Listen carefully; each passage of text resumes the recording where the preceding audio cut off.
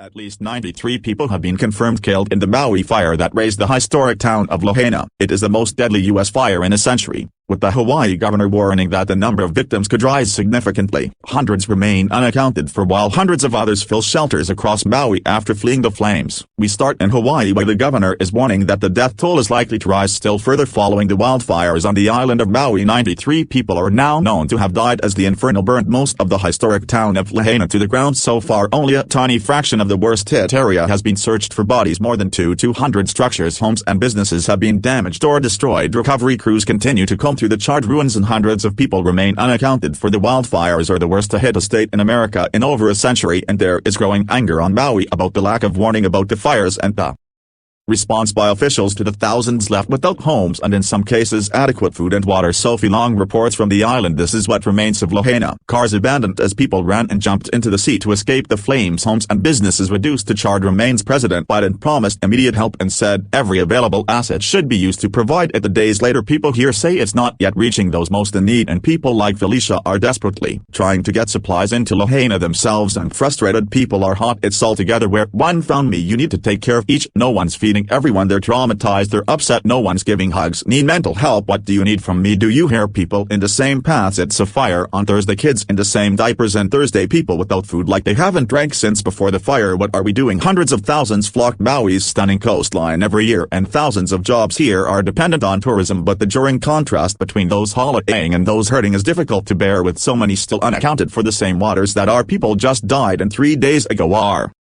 the same waters the very next day these tourists were swimming in, and that says a lot about where their heart and mind is through all of this.